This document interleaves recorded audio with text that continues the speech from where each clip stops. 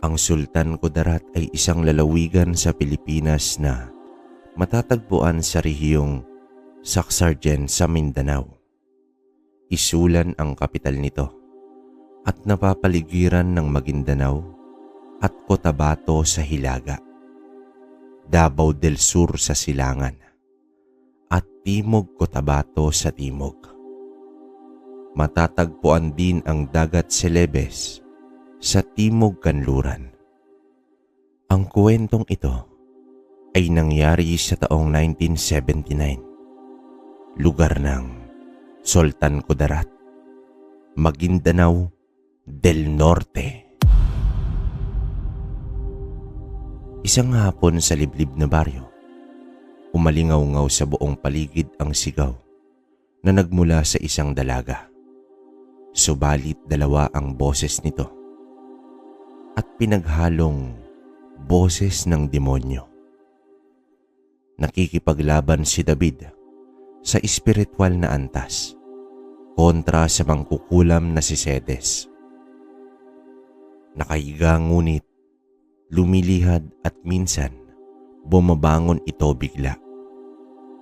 Ito ang sitwasyon habang naglalaban ang dalawang panig, kaliwa laban sa kanan. Nakaupo sa isang gawang kahoy ang albularyong si David. Ang dalawang daliri ay idinikit at nilapat sa noo ng dalaga, usal sa pamako upang hindi na makawala ang kaluluwa ni Cedes. Isang bantog na mangkukulam, nagsisisigaw sa sakit dahil sa krus na pinaipit nito sa mga daliri sa paa. Nagpupumiglas na ang kaluluwa sa katawan ng dalaga. Pilit itong pinapasuko ni David. Ngunit nagmamatigas itong si Cedes. Ang mga mangkukulam ay magaling pagdating sa espiritual na kombate. Subalit, mahina ito sa pisikalan. Nakikiusap na si David dahil kahit papaano ay naging magkaibigan sila ni Cedes. Pero buo na ang desisyon ng mangkukulam na bawian ng buhay ang dalaga. Wala na ring magagawa si David kundi gamitin ang sinukuan. Nasa kaliwa nga ang tangan ni Cedes, subalit hindi niya iyon ginagamit sa kasamaan.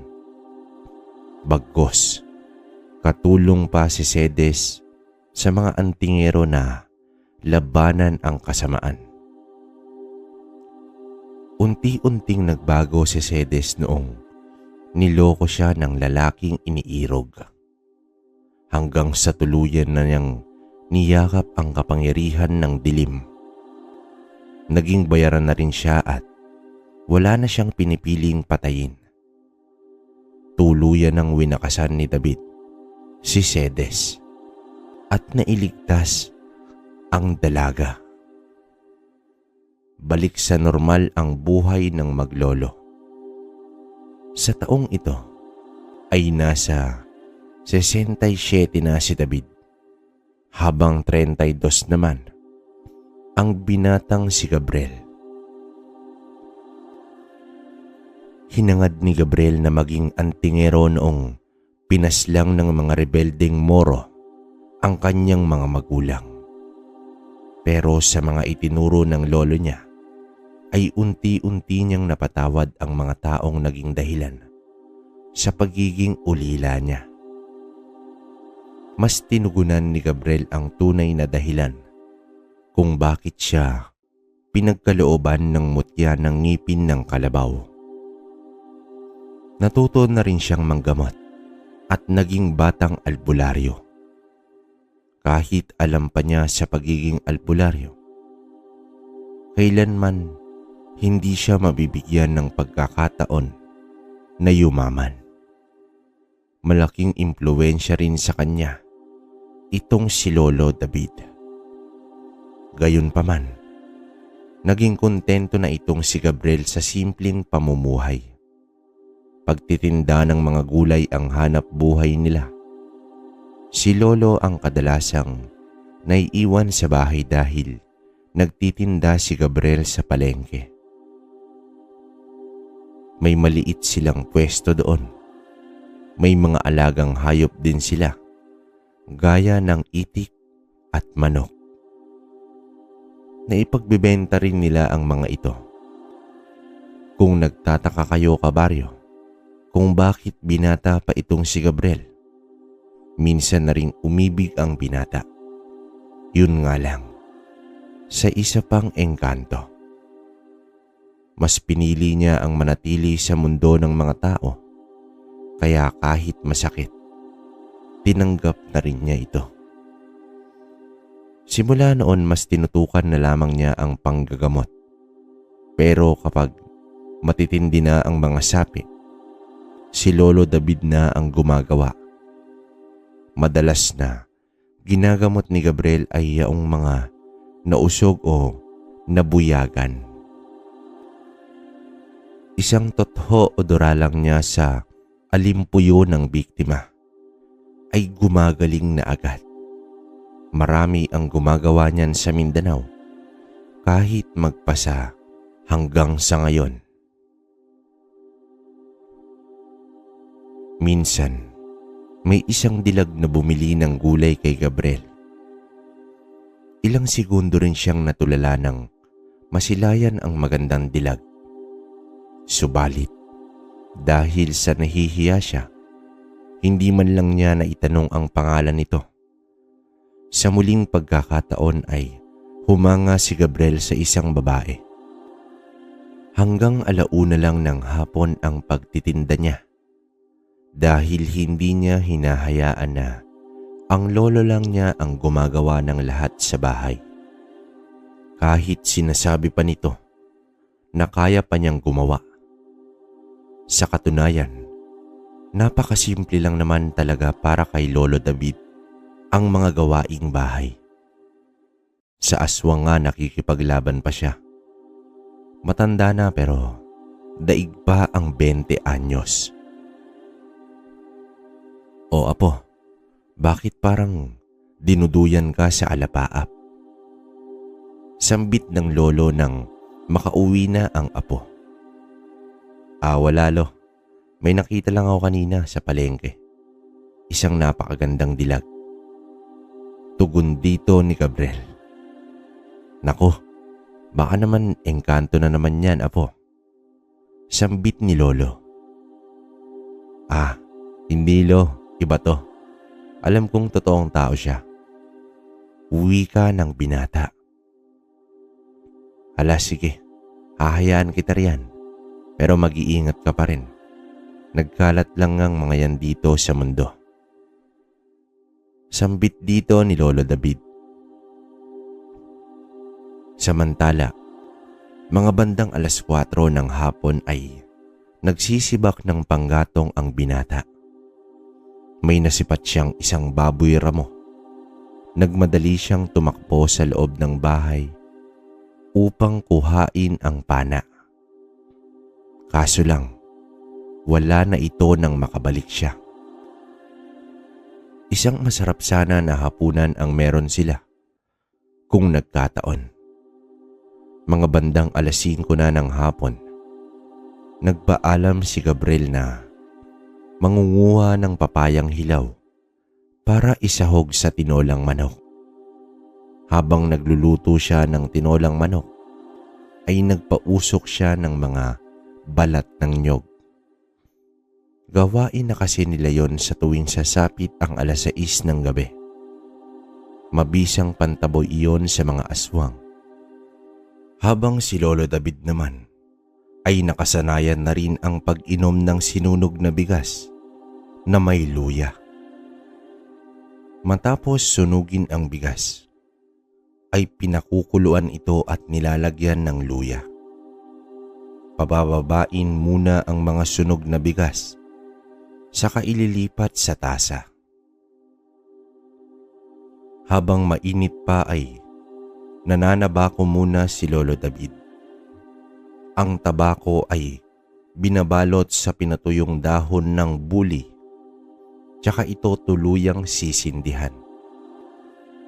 Nakaupo lang sa balkonahe ang matanda habang ginagawa ang mga nakasanayan at naghihintay na lang na tawagin para maghapunan. Habang kumakain sila ng hapunan, nakarinig sila ng tunog mula sa isang baboy ramo. Agad tumayo si Gabriel upang kunin ang pana. Teka po, nakakapagtaka naman yata. Kahit kailan wala pang baboy ramo na nagawi rito. Lalo na tingnan mo, gabi na.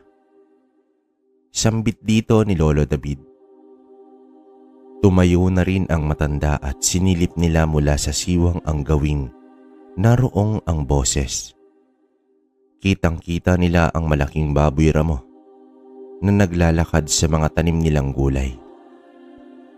Naaninag nila ito dahil sa gaserang isinabit nila sa poste ng bakod. Kinuha agad ni Gabriel ang pana. Lo, sa hudyat ko, buksan nyo ang bintana. Sambit dito ni Gabriel.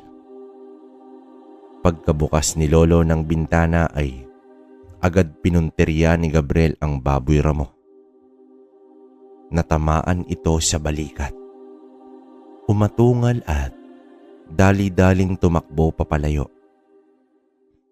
Habang ito'y tumatakbo ay nagpalit ito ng anyo bilang tao. Madapa-dapa pa ito sa kanyang pagtakbo. Sabi ko na nga ba, hindi ordinaryong baboy ramo iyon. Sambit dito ni Lolo. Tiyak kong magbabalik yon, Lo. Maghihigante sa atin ng baboy ramong iyon. Wika naman dito ni Gabriel. Apo, hayaan na natin sa mga antingero yan. Panggagamot ang linya natin. Sambit dito ni Lolo. Pero Lo, di ba antingero din tayo? Siguro dapat na rin tayo makisali sa kanila. Muling wika ni Gabriel. May mga mangkukulam tayong hinaharap. Dadagdagan pa ba natin ng mga aswang? Tugon dito ni Lolo. Sa katunayan, dating mandirigma ng mga aswang si Lolo David. Tumigil siya noong pinaslang ang asawa niya ng aswang habang wala siya dahil ipinagtatanggol niya ang iba. Kaya matapos niyang makapaghigante ay minabuti niyang manahimik at manggamot na lang. Pakiramdam niya na walan siya ng silbi dahil mismong asawa niya ay hindi niya nailigtas. Kaya gano'n na lang ang pagpalag niya sa nais ng kanyang apo.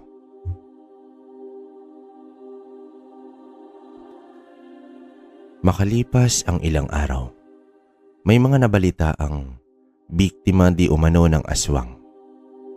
Sa uri kasi ng pagkamatay ng mga biktima, nawawala ang laman loob. Nung binanggit ito ni Gabriel sa kanyang lolo, sinabi nito na ipaubaya na lamang sa mga antingero. Wala namang magawa ang apo, kundi sundin ang kanyang lolo.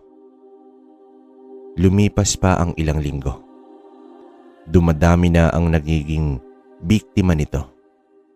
Halos wala na ngang nabiktima ng kulam kasi puro na lang nabibiktima ng mga aswang. Wala ni isang antingero ang humarap dito. Pati mga pasyente ni Lolo David ay iyon na lang ang pinag-uusapan. Minsan may mga nagtatanong kung may kakayahan ba siyang labanan ang mga namiminsalang aswang. Nagtataka naman ang matanda dahil bakit wala ni isang antingero ang nakipaglaban sa mga demonyong naghahasik ng lagim. Kaya minabuti ng matanda na puntahan isa-isa ang mga kilalang antingero. Iisang sagot lang ang nakuha ni Lolo David Sumanib na pala sa kilusang rebelde ang mga antingero. Nasa 6 din ng mga antingero sa kanilang baryo, pero lahat yon ay namundok na.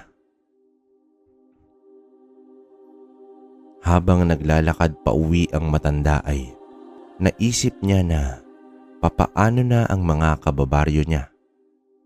Mauubos ang mga ito kung walang lilipol sa mga demonyo. Wala na siyang maisip kundi sila na lang ng kanyang apo ang may kakayahan na lumipol sa mga ito. Hanggang sa nasipat niya si Ramona na tumatakbo papalapit sa kanya. "Mang David, tulungan niyo ako.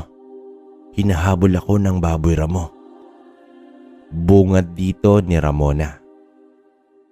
Natanaw naman ni Lolo David ang isang baboy na nagkubli agad sa mga talahib.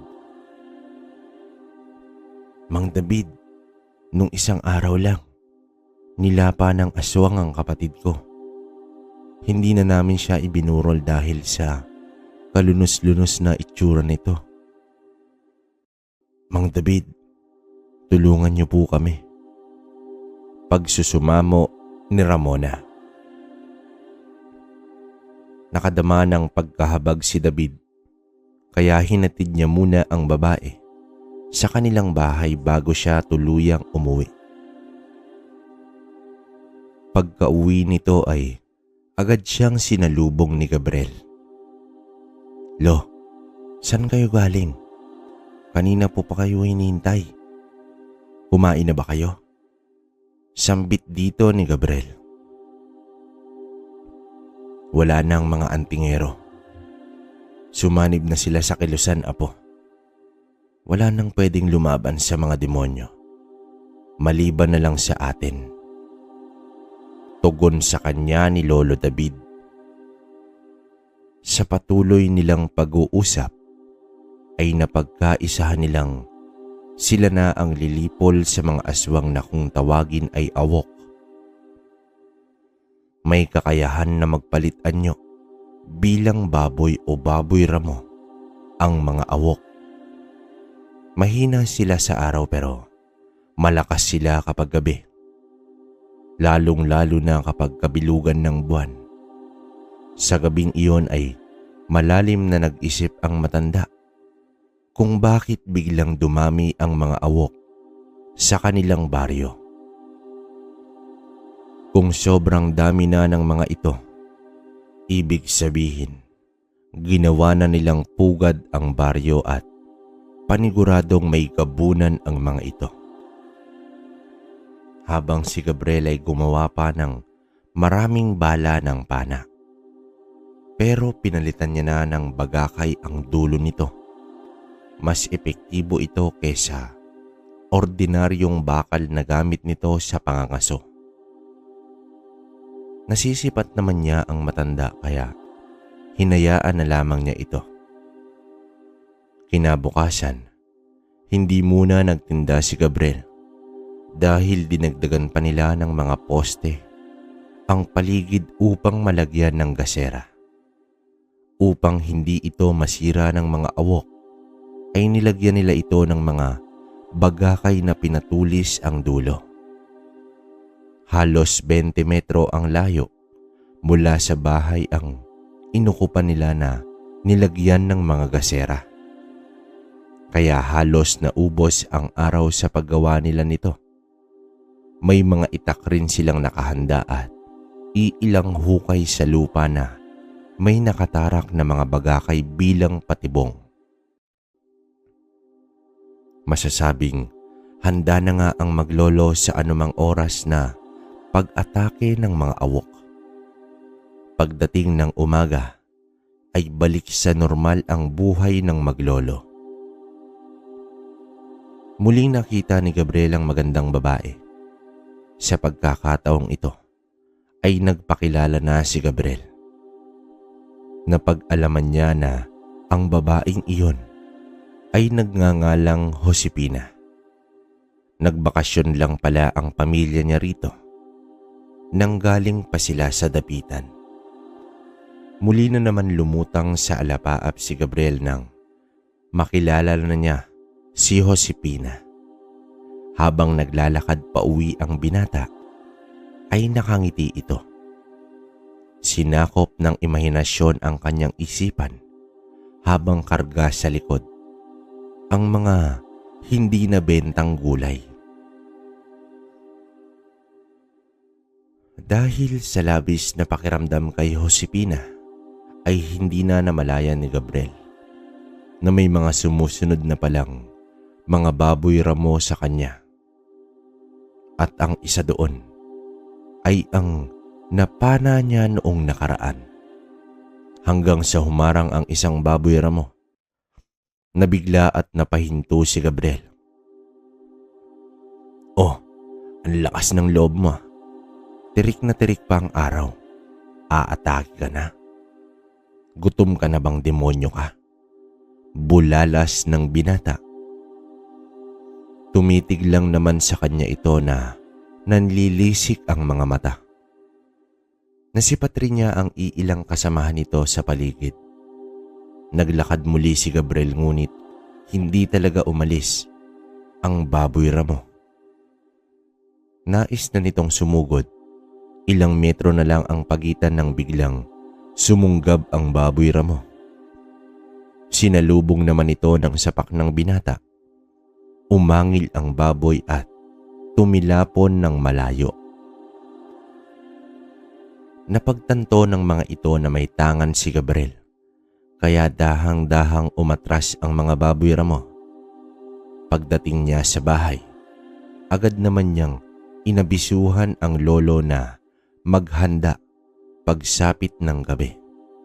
Dahil tiyak niya na aatake na ang mga awok. Gaya ng nakagawian, nagpausok ng balat ng nyog si Gabriel habang si David ay nananabako sa balkonahe at pinagmasdan ng maigi ang paligid. Sinindihan na rin ni Gabriel ang mga nakapalibot na gasera. Sumapit ang 11:00 ng gabi. Napamulat ang dalawa habang nakaiga dahil sa angil ng baboy ramo na nahulog sa patibong. Angil na labis na nasaktan. Tiyak, hindi na iyon makakawala sa patibong dahil sa mga talim na tumarak sa katawan ng aswang. Bumangon si David at kinuha ang baul sa ilalim ng higaan. Doon ay kinuha niya ang latigong gawa sa buntot ng pagi.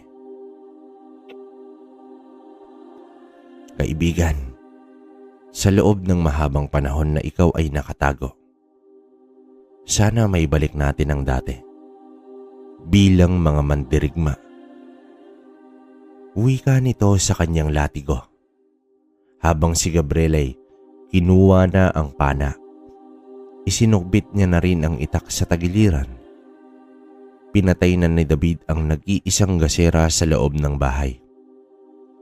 Ang tanging nagbibigay ng liwanag ay ang mga gasera sa palibot ng bahay. Nagsipag-angil na rin ang iba pang mga awok. Lumabas na rin ang matanda. Hawak ang latigo. Naglakad ito sa bakuran upang magpakita na sa mga awok.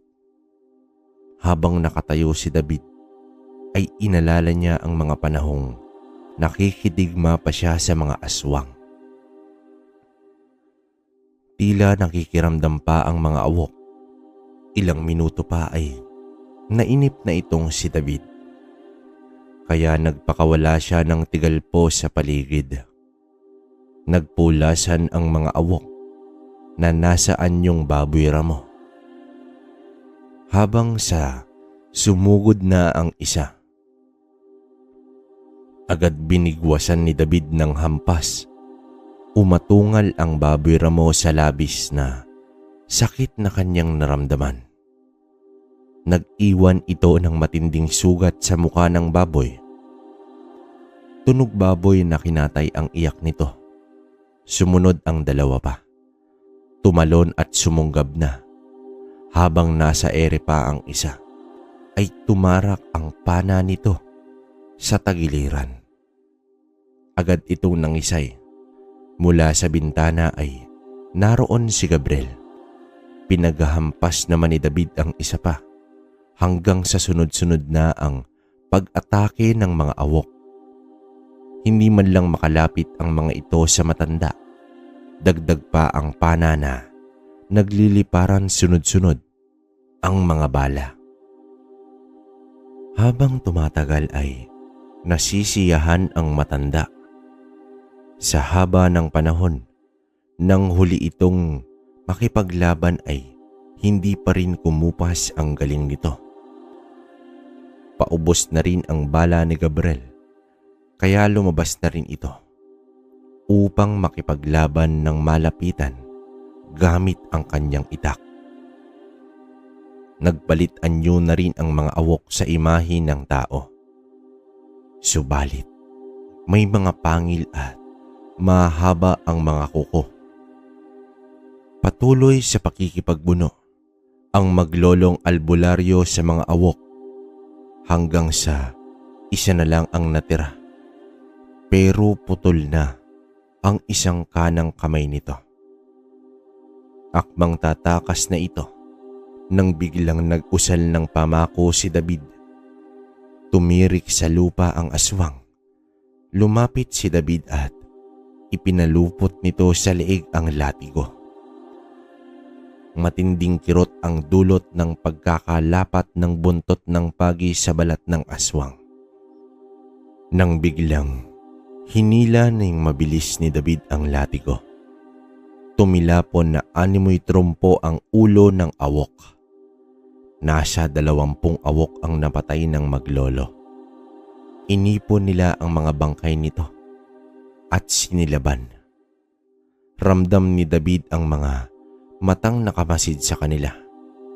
Kaya nagwika ito ng, "Humanda kayong mga demonyo na nakamasid dyan. Lilipulin namin kayo." Pagbabanta dito ni Lolo David. Kinabukasan, habang nag-aagahan ay napag-usapan nila ang nangyari kagabi at ang posibilidad sa paglabas ng gabunan ng mga awok. Iminungkahi ni Lolo David na dagdagan pa ang kabal sa katawan nitong si Gabriel dahil hindi basta-basta ang lakas ng gabunan. Nagtinda muna ang binata. Humahaba pa ang liig nito. Saka kasipat kung nasa palengke ba si Josepina. Ilang oras pa ay nakita niya na ito. Nakangiti pang lumapit sa tindahan ng binata. May dala itong buslo, lagayan ng pinamili. Hindi naman masukat ang ngiti sa labi ng binata. Agad nitong inilabas ang mga gulay na tinago at nakalaan lamang para kay Josepina. Di hamak na mas magaganda ang klase nito kesa sa mga nakabalandra. Aba, mukhang hindi patas ang pagbebenta mo ah. Natatawang wika ng dilag. Siyempre, nilaan ko talaga sa iyo ang mga magagandang klase. Nakangiting tugon naman ng binata. Nako, ikaw ha, baka mamihasa na ako niyan. Wika dito ng dilag. Sa mga sandaling nakakausap ni Gabriel si Josepina, ay nawawala sa isip nito ang mga kalabang awok. Subalit, nagbabakasyon lang dito ang dilag kaya aalis rin ito. Kaya naman, nag-ipon pa ng lakas ng loob ang binata para magtapat sa dalaga. "Oh, apo, bakit nakasimangot ka? Mukha namang marami kang nabenta ngayong araw ah." Bungad ni Lolo. "Wala po lo, si Josepina kasi. Aalis din dito." Tugon ng binata. Di ba bakasyon lang naman sila rito? Paano yan? Yun nga po lo. Mukhang mauuwi sa wala itong nararamdaman ko. Teka lang, mukhang sabay ang pagdating ng pamilya ni Josepina at ang pananalasa ng mga awok. Parang nagkataon lang ba? Wika dito ni Lolo David.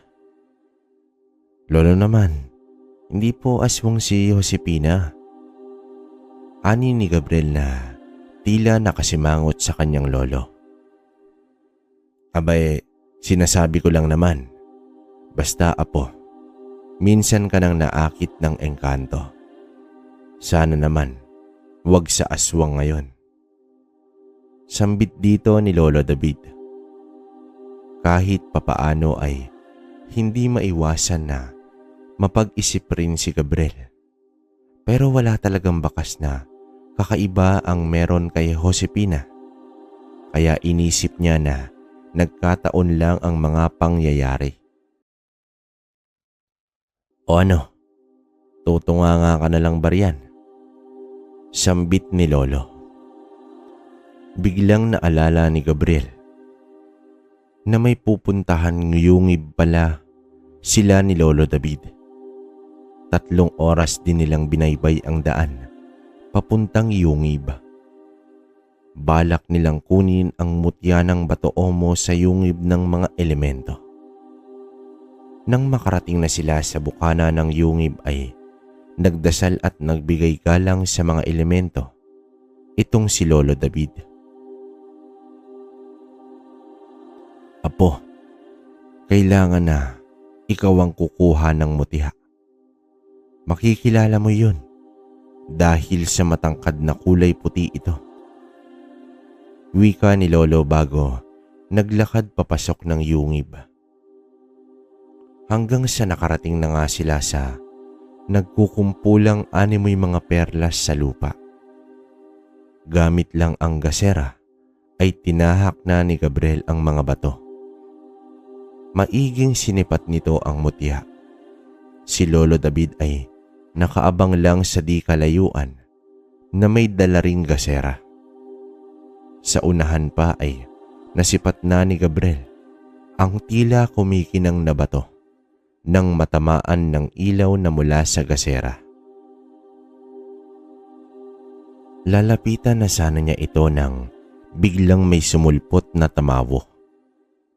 Napaatras sa gulat si Gabriel.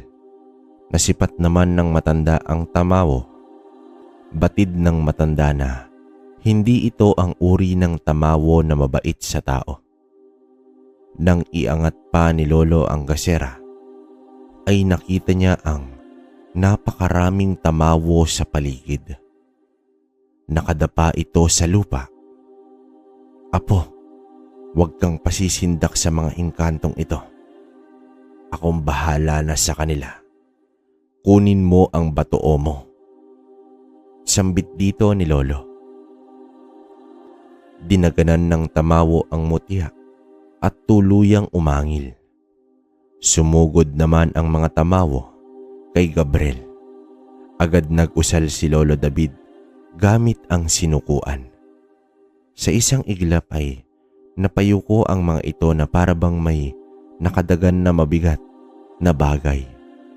Itinulak ni Gabriel ang nakadagan na tamawo at agarang kinuha ang mutya. Patalon-talon na tumakbo si Gabriel dahil sa mga tamawong nakaharang.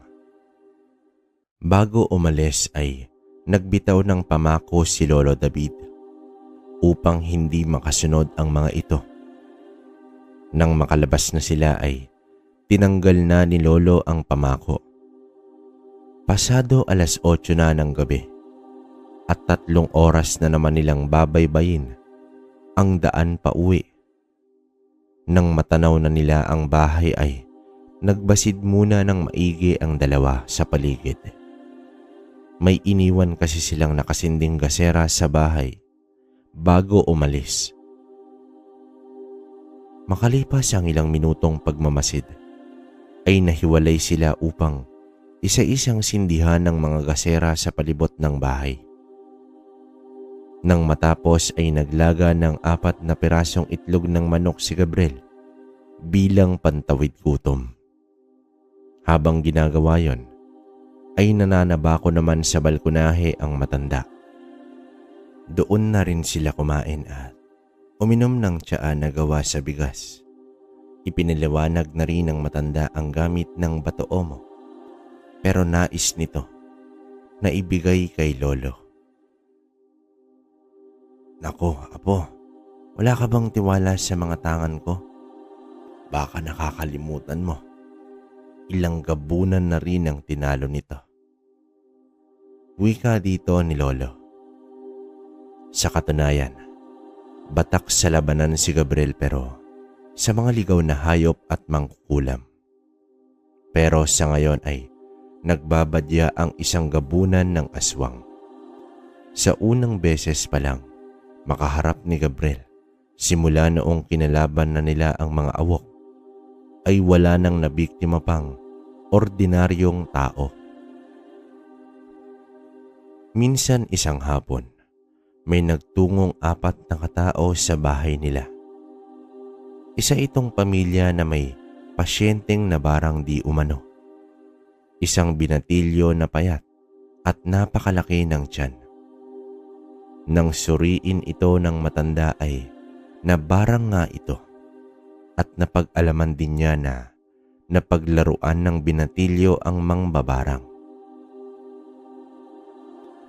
Ay nako, minsan kasi umiiral sa atin ang mapanghusga. Sa bagay, tama naman ang panghusga mo na isang ang mambabarang ang matanda. Pero hindi pa rin ito maganda. Ginamot ni Lolo David ang lalaki. May lumabas na malaking langaw sa bibig. Nang malapatan niya ito ng gamot at usal. Pinagpahinga niya muna ang pasyente. Sumenyas ang matanda kay Gabriel na magpunta sa labas. Doon sa bakuran ay inilahad ni Lolo David kung sino ang nambabarang sa bata. Si Tandang Maning ang gumawa sa bata ng barang. Siya lang ang kilala ko dito na gumagamit ng langaw sa pambabarang. Kahit pa pinaglaruan siya ng bata, wala pa rin siyang karapatan na kunin ang buhay nito. Wika dito ni Lolo David. Itinuro ni Lolo David kung saan matatagpuan si Tandang Maning. Nasa 2 baryo pa. Madali niya lang matunton dahil bantog ito sa baryo nila. Agad umalis si Gabriel dala ang pana at itak.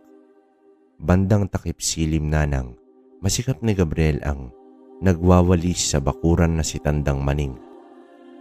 Lumapit dito si Gabriel. Sino ka?" Gulat na tanong ng matanda. "Pinapunta ako dito ni Lolo David upang ibalik sa iyo to." Tugon ni Gabriel sabay buka ng palad kung nasaan naroon ang langaw. Nanlaki ang mga mata ni Tandang Maning. Naging balisa ito at itinanggi na hindi sa kanya iyon. "Nako Tandang Maning, huwag ka nang magsinungaling," ani ni Gabriel. "Bakit? Ano bang nais palabasin ni David sa ganitong bagay?" Tanong ng matanda. "Nandito ko para wakasan ang kahibangan mo." Sambit dito ni Gabriel. Agad hinampas ng walis si Gabriel at ang nalapatan ng balat na may mga langaw na pilit sumusuot sa laman. Agad itong hinawi ni Gabriel. Tumakbo naman papasok ng bahay ang matanda at doon nag-umpisang mag-usal. Akmang papasok na sana si Gabriel nang masipat niya ang mga bangaw na nagmula kung saan at susugod na sa kanya. Tinigal po naman ito ng binata at tuluyang pumasok sa loob. Bumungad sa kanya si Tandang Maning na nakatayo pa sa harap ng kanya na may hawak na isang malaking gagamba. Nagulat si Gabriel sa laki nito na animoy aso at naghahabaan ang mga galamay. Sumugod ito sa binata, dahilan na napatalon palabas si Gabriel. Hinarap ni Gabriel ang gagamba. Nakipaglaban siya dito habang sinisipat ang matanda na bumubuka-buka ang bibig habang nakatitig sa gagamba. Kinokontrol ng matanda ang nilalang na iyon. Kaya kahit ilang beses pa niya itong tagain ay mabubuo lang ulit ito. Nagpatuloy lang sa pakikipagbuno ang binata hanggang sa masapak na niya ang gagamba at tuluyang tumilapon ito. Sa pagkakataong ito ay mabilis na kinuha ni Gabriel ang pana at natamaan sa leeg ang matanda. Halos bumagsak na ito at akmang bubunutin ang talim ng bagakay. Bago pa man maisagawa ito ng matanda ay inundayan niya na ito ng pagpana. Nasa 6 na pana ang tumarak sa katawan ng mambabarang, dahilan upang ito ay tuluyang bumulagta. Nangingisay ang matanda at nanghina rin ang gagamba. Agarang sinilaban ni Gabriel ang bahay ng matanda. Iniwan niya itong sumisigaw at natutupok sa apoy. Gabi na nang makabalik si Gabriel. Subalit natanaw niya si Lolo David na nakikipaglaban sa mga awok. Mula sa kinatatayuan niya ay pinunterya niya ang awok na gumagapang sa bubong ng bahay at akmang aatakihin mula sa ibabaw si Lolo. Agad tumarak sa likod ng aswang ang pana. Nang masipat ito ni Lolo ay agad pinaghampas niya ito ng latigo. Sumugod na din si Gabriel gamit ang itak. Umabot din ng ilang minuto ang labanan. Napaupo ang maglolo sa baitang ng hagdanan nila.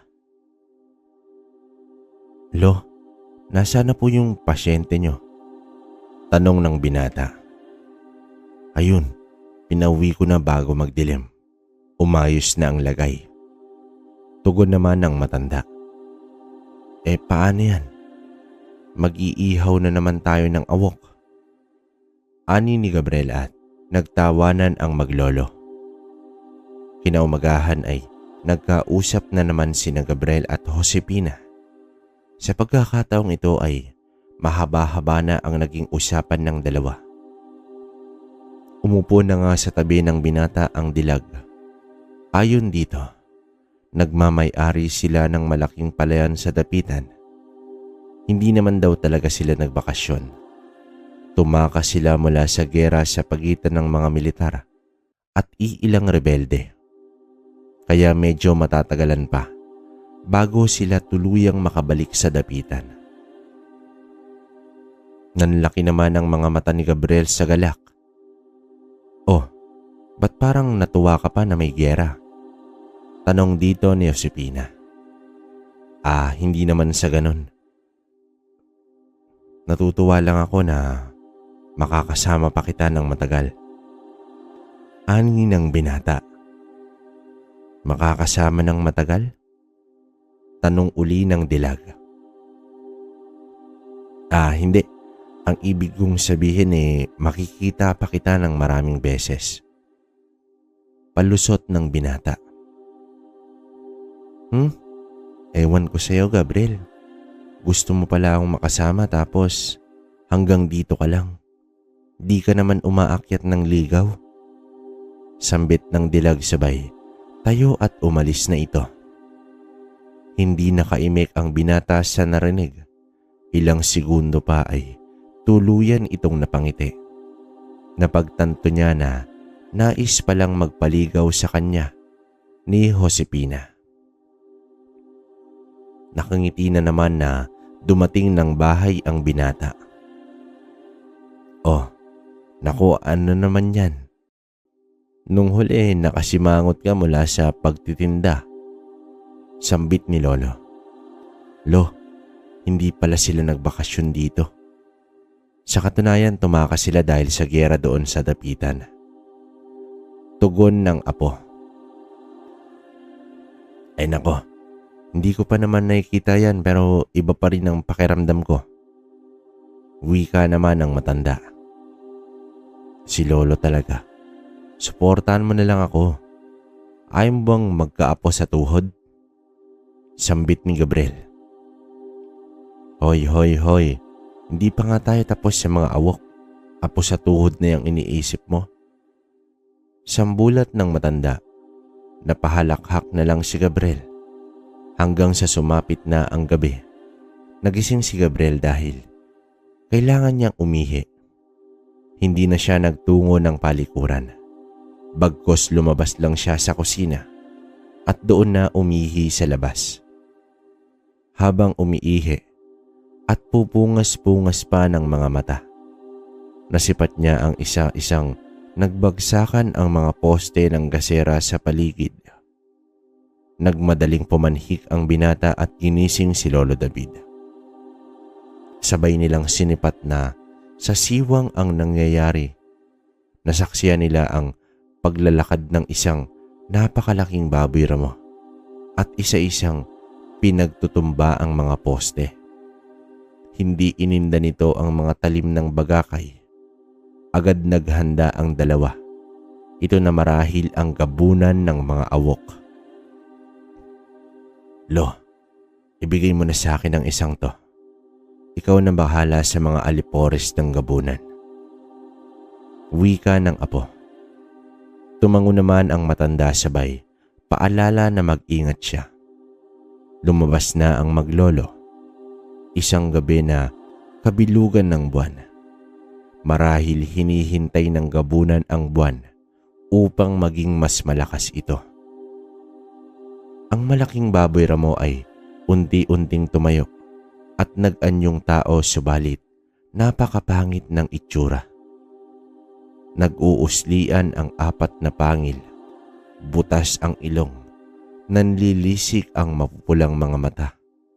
May mga matitigas na balahibo mula sa batok hanggang buntot.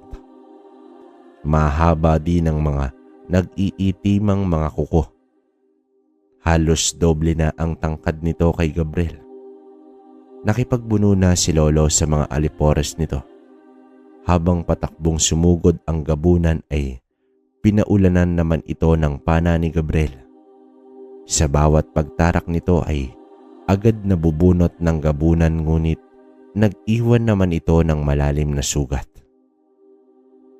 Hanggang sa nakikipaglaban ng mano-mano ang binata sa gabunan. Nanibago naman sa kabal si Gabriel. Naramdaman niya ang bato-omo na nagbibigay karagdagang kabal sa katawan. Kahit mas malaki ay napapantayan niya ang lakas ng gabunan. Ilang beses na rin siyang natamaan ng kalmot ngunit hindi man lang siya nasugatan. Nang mapansin ito ng gabunan ay umangil ito at inundayan ng atake ang binata. Napapatras na si Gabriel sa labis na bilis at lakas ng gabunan. Kaya inilabas na niya ang mahabang sandata at winasiwas ito. Umatungal naman ang gabunan sa bawat tama ng itak.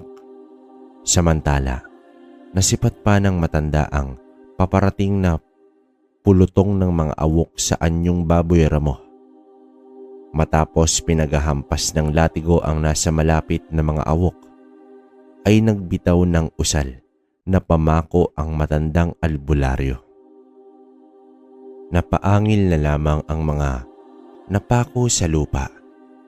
Subalit, dumagundong pa ang mga sumugod. Nagbitaw naman ng usal ng sinukuan si Lolo David. Biglang nadapa at gumulong sa lupa ang mga awok. Naging anyong tao ito at napahawak sa ulo na animoy may naririnig na masakit sa tenga. Subalit pirit pa rin silang sumugod sa matanda. Inihampas naman ng matanda ang sinukuan sa lupa at muling bumagsak ang mga awok na tila dumikit sa lupa at naglabas ng ingay ng paghihinagpis. Naapektuhan naman ang gabunan sa ginawa ni Lolo David.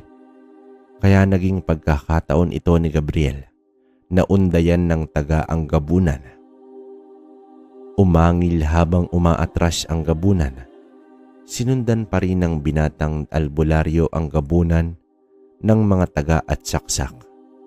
Lingid sa kamalayan ni Gabriel na may mga awok na paparating mula sa likuran niya at pinagtulungan sunggaban ang binata. Nabitawan nito ang itak at pana, ngunit pilit niyang makadakip ng isa, at nang mahawakan niya ang isa ay binalibag niya ito. Bali ang buto ng awok nang tumama ito sa puno. Pinagsasapak pa niya ang iilan, halatang makukunat din ng mga awok. Nang mahawakan niya ang isa ay pinagsasapak niya ito sa mukha. Nagtalsikan ang mga pangil nito at pinihit ang ulo tsaka bumulagtak. Nang napangibabawan na nila ang mga awok ay tumalikod ang gabunan upang maglunsad ng isang pagtakas. Agad pinulot ni Gabriel ang pana at kinagat niya ang bala. Habang tumatakbo ang gabunan palayo ay pinagpapana naman ito ni Gabriel. Sa bawat pagtarak ng pana ay napapatikluhod ang gabunan. Hindi tinigilan ng binata hanggang maubos ang 13 bala nito. Napaluhod na ng tuluyan ang gabunan. Habang papalapit ang binata ay walang tigil naman siyang nagbato ng tigalpo dito. At nang makalapit ng husto ay binaliktad ni Gabriel ang ulo nito at tuluyan na wala ng buhay ang gabunan. Napaluhod na rin si Gabriel. Lumapit ang kanyang Lolo David at nagwika ng, "Papaano ba yan, apo? Magdamag na naman tayong mag-iihaw ng mga awok." At doon tuluyang nagtawanan ang maglolo. Makalipas ang 2 araw ay muling nasilayan ni Gabriel si Josepina. Pero sa araw na ito ay may dala itong pagkain. Nag-usap muna ang dalawa. Bilang kapalit sa pagkain ay ipinilit ng binata na tanggapin ito ang mga nakalaang sariwang mga gulay. May mga itlog pa ng itik. Napangiti naman ang dilag na halos malaglag na ang puso ng binata. "Josepina, salamat dito ha." "Ano ka ba? Maliit na bagay. Tsaka salamat din dito ha. Siguradong magugustuhan ito ng mga magulang ko." Josepina, pwede bang..." Naputol si Gabriel. "Gabriel, pabili nga ng talong. Tsaka pati itlog na yan. Malalaki pa naman." Sambit ng bumibili. Hindi ko po binibenta ang itlog ko. Para kay Josepina ito." "Nako Gabriel, kahit 2 itlog yan. Naglilihi kasi ang misis ko eh." "Ganun ho ba? O sige, libre na lang ang itlog." "Sige Gabriel, salamat." Josepina, pasensya ka na." "Ano ka ba? Wala yun." Sambit nito na papaalis na. "Josepina, sandali. Pwede ba akong umakyat ng ligaw mamayang gabi?" Nahihiyang tanong ng binata. "Oo naman. Basta ubusin mo yung ulam ha. Masarap yan." Tugon ni Josepina sabay talikod. Tumalikod ang magandang dilag sa binata na may ngiting demonyo. Nanlilisik ang mga mata at lumabas ang pangil.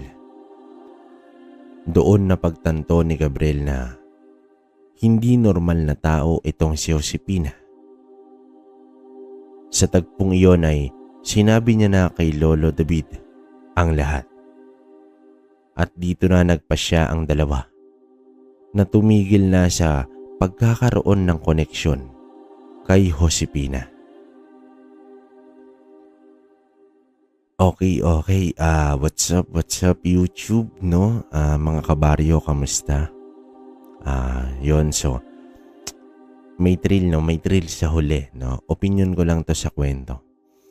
Siguro nga based dito sa huling sinabi, no? Siguro hindi ko lang alam kung awok din tong si Josefina. Siguro parang ang ginawa kasi nito nung nagpadala sa atin. Parang sabi niya kasi, kabaryo, ito yung istorya pero may karugtong pa kasi yan, kaya lang hindi ko pa nakakausap yung talagang kakilala nung may karanasan. So ayun yung sabi niya. Siguro hindi ko alam kung paano yung setup nila ni Josefina. Kasi nga, base naman kay Gabriel na tumigil na sila ni Lolo David na magkaroon ng koneksyon sa dilag, di ba? So yun.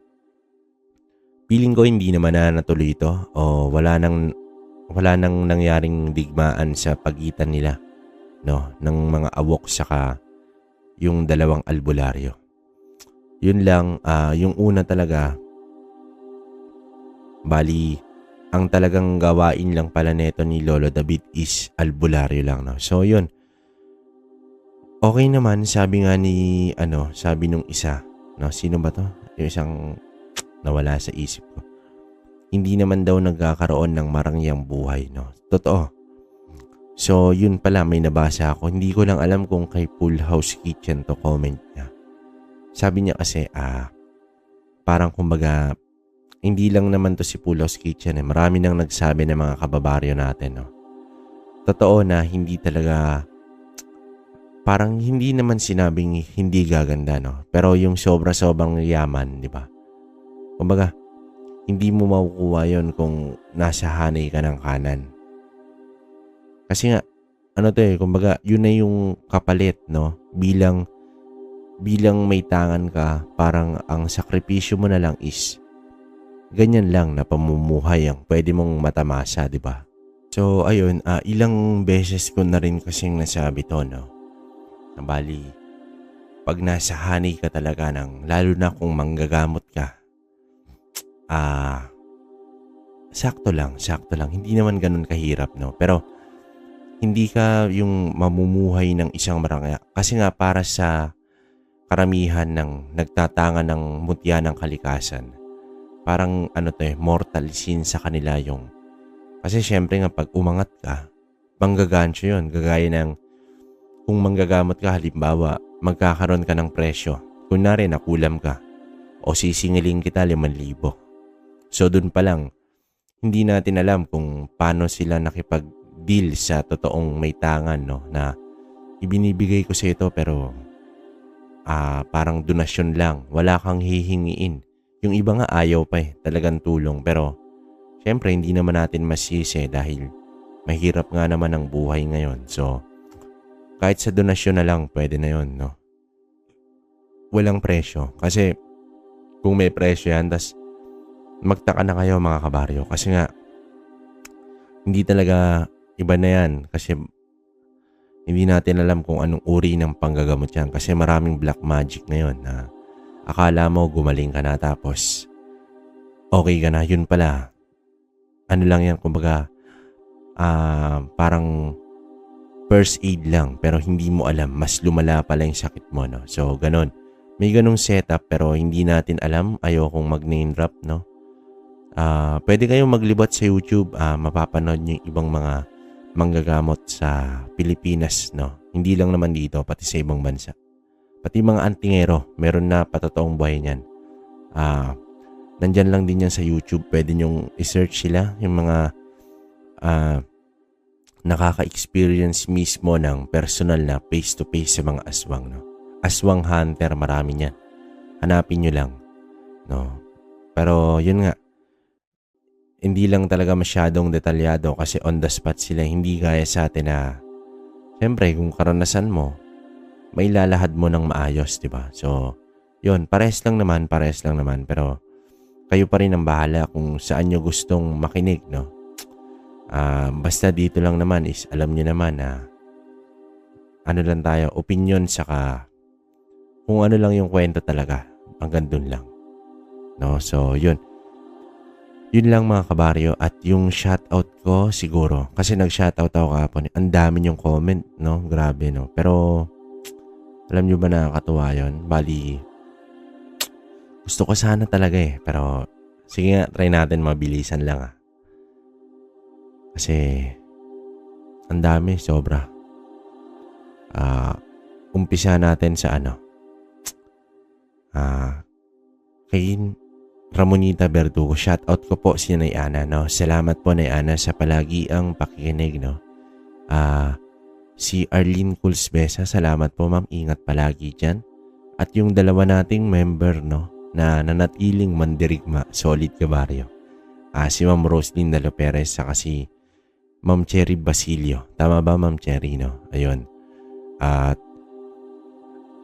asan pa iba? Wait lang. Ito, siguro hindi ko nababasahin yung comment nyo kasi nga, kaka-shoutout lang natin kahapon eh. Nahiya lang ako kasi nga hindi ako nakakapag-reply sa inyo gawa ng syempre, biglang dagsa yung comment. Ito yung naamin ko naman. Biglang dami yung comment. So, ang hirap mag-reply. Pero, binabasa ko yan kasi nga na-shoutout ko kayo eh. Kaya natutuwa ako, no? Si Boss Boss Charlun Roland. Ingat boss palagi. Si Boss Brain Omega, yon mga suki na natin. Ma'am Asil Gumban, ingat po. Si Ma'am Marilu Matsuda, salamat po sa pakikinig. Jean Sablawon, salamat po. Pilipina Palsario, salamat po. Ma'am Jenny Golosino, Leo Daban, Rowena Gonzalez, salamat po, salamat. Daisy Espera, salamat po. Paul Juan, no? Joe Paisan, salamat po. Elsa Constantino, salamat ma'am. Ingat palagi dyan. Edgardo De Castro from Bacoor, Cavite. Salamat boss, ingat. Randy Repomanta, salamat po, salamat. Jessie Peroleo, salamat boss. Tama ba Jessie? Oo. Ito nabasa natin ito kahapon eh. Junard Sayas. Yun, salamat boss Junard. Glenn Miro. Corazon Nefe. Salamat po. Vincent Regala. Yun. Nabasa natin yan nakaraan. Bongbong Colorge. Hindi ko mabasa boss. Pero Bongbong Colorge yun. Ito. Para sa mga nagsasabi, no? Ito ang sabi ng isa nating kabaryo. Taga Negros ako. Alam ko na madaming kababalaghan before lalo na sa papuntang Kawayan, Sipalay, Hinubaan. Puro bundok dyan dati. Pati lolo ko, father ko naka-experience ng aswang sa Sipalay. 6 PM pa lang may aswang, naunguha sila ng alimango. Sa mga nagsabi, kayo na lang. Ayan, mismong mga nagko-comment sa atin yung may experience, no? Kaya kayo na bahala kayo dyan. Si Blue, yun, shoutout si Blue. Rowena Pigaw, salamat po. Hazel Borsena, salamat po ma'am Hazel. Elijan Dablo, salamat po boss. Christine Parado, salamat. Ayun. Meron din comment si ma'am Christine Rapado. May ganitong istorya sa Mindanao na isang Manilenyo siya na umuwi para bisitahin ng kamag-anak niya nang may na-encounter siyang aswang. Buti na lang may bitbit siyang anting-anting na parang katulad kay Sinaida na magnet na pag binagsak niya ang kamay niya gamit ang anting-anting niya. Napapabagsak niya ito. Grabe. Oo. Ayun yung mag-ina na anting niya. Grabe din yung kwentong yan, no? Iris Rapper, salamat po. Yun. Salamat si Ma'am Roslyn. Salamat nabasa. Pinay sa Cyprus, salamat po. KSA. Ayun, salamat sa nagsabi. Kingdom of Saudi Arabia, salamat po, Ma'am Pinay. Bricks Vlog, yun. Yun, KSA din. Marie Chris Dumaging. Grabe, ang sakit ng isa. Oo, tama. Ma'am Marilu. Erlinda Samson. Salamat po, Ma'am Erlinda. Basilisa Arevalo. Tama po ba? Arman Bugtong. Kabadis Vlog, yun. Salamat. Nasagot nyo yung KSA natin. Sorry, hindi ko kabisado mga kabarya. Pero salamat. Mardi Suzuki, yun. Salamat, boss. Janet Takazawa. Nakakantok na. Pero, ewan natin. Nasanay ako, Ma'am Janet pero susubukan natin yan. Raquel Mediante, mainit na tanghali, taga Ginoong City, Misamis Oriental. Ginoog. Palaging salamat po. Jerry Narisma. Oo, boss, yung tanong kasi ay hindi talaga hilaga. Pero kung titingnan mo, boss, tama naman yung sabi ng kwento pag tiningnan mo sa mapa. Yun nga, pero taga dyan si Boss Jerry. Pero ako, nagbabase lang naman ako. Wala akong kaaway, no? Mahal ko kayo lahat. Hinana Ibon. Yun, salamat po, Hinana Ibon. Nora Fe Fajardo, salamat po. Wilmer Dook. Umatake. Oh, boss, umatake talaga. Ayan, si Ma'am Jenny Golosino ulit. Edward Perez. From Davao, Agdao, San Antonio, Santo Niño. Nagharambol-rambol lang. Hindi. From Davao, Agdao, San Santo Niño, Chafel, Arcastillo, Agdao. Yon. Happy si Granny. Yon. Joel Di Guzman. Salamat, boss. Ronnie Panagsagan. Boss, salamat, idol. Salamat din po. Basilia Arevalo, napakinggan na natin yan, ma'am. Marian Tamayo, salamat po. Yun. Thank you, ma'am. Parang December daw yung story natin. Hindi naman lagi. Siyempre, namimili tayo ng medyo okay tapos. Pero lahat naman ilalagay natin. No? Salamat po, Ma'am Marian. Chi 7929. Yung tuyong po, boss, ata na tinutukoy ay yung sea urchin. Hindi yun hindi ko rin alam, boss, yung tuyom eh. Pero yun nga, may nabasa ako, malakas daw tong tuyom. No? Salamat, Chi. Yun. Velin Danier, salamat po.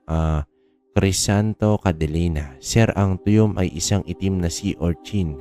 May venom siya konti. Sa Bisaya, tuyom tawag. Anyway, magandang kwento. Tama, dalawa na nagsabi, sea urchin. Pero ano nga to, boss? Mga mutya, no? Aywan ko lang Ngayon ko lang kasi narinig talaga to, pero grabe ang lakas. Kung mutyaman to. Susan Castrens, yan. Salamat po, salamat. Smooth naman ng storyteller. Very good, excellent. Para sa akin, ewan ko, dami nating basher. Marie Antoinette Deramos, yun. Salamat po. Netsky, maganda pero nakakasad. Salamat. CJ Rosario, salamat po. Tahani Vlog, ingat ma'am. Listener from Moon. Grabe. Carmelita Pruna, salamat po.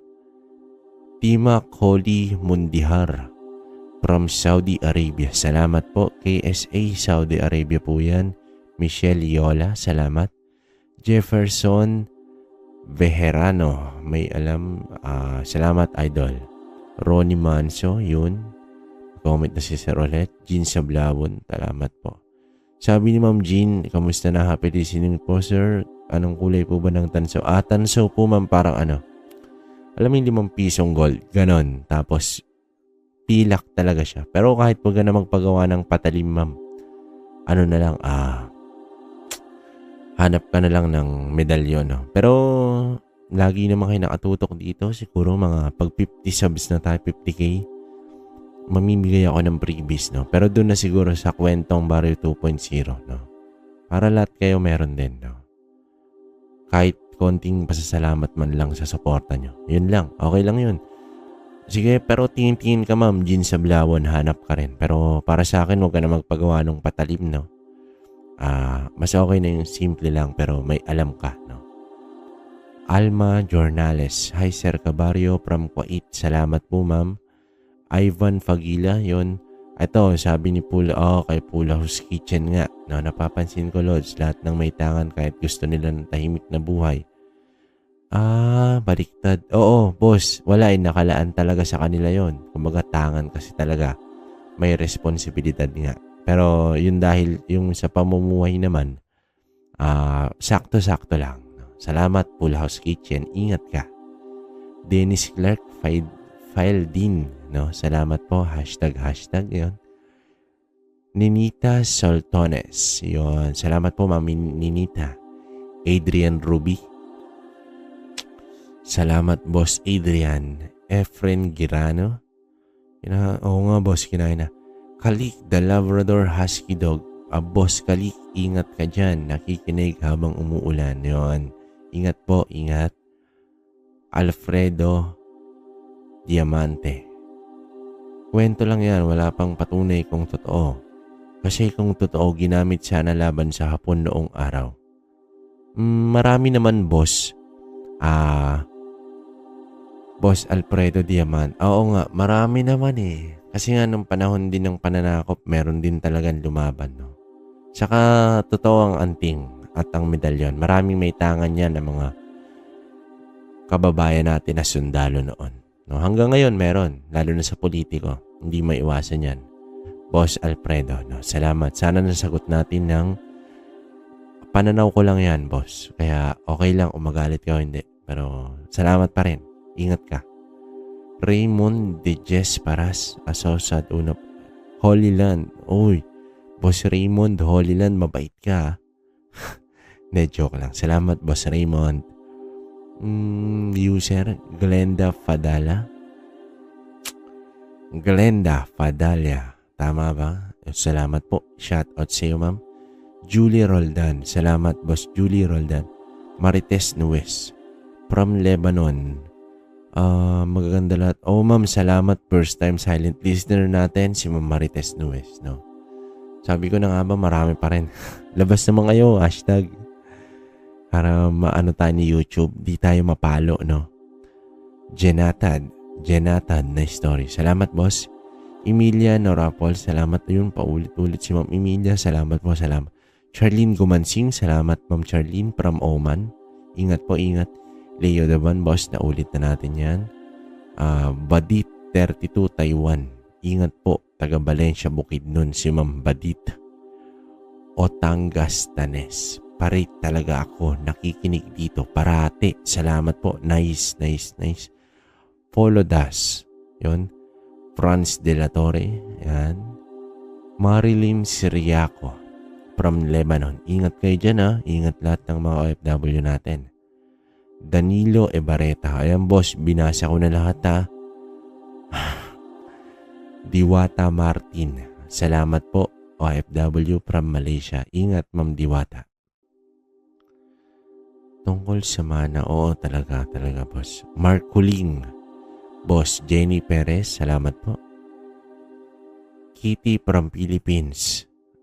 Shout out sa iyo, Ma'am Kitty. Mibs Chikay. Salamat, boss. Pilipina Palsario yan. Danilo Besa. Boss, salamat. Lagi raw nakikinig si Boss Danilo. Salamat po. Mechlin Hernandez. Salamat. Hanager Media. Salamat po. Tama ba? Inday Gamay Bella Rosa, ma'am. Ngayon ko na lang ulit nakinig, no? Pero ingat po, salamat ulit. Edna Balogan, salamat po. Michael J. Sonok Taviano. Yun, Michael J.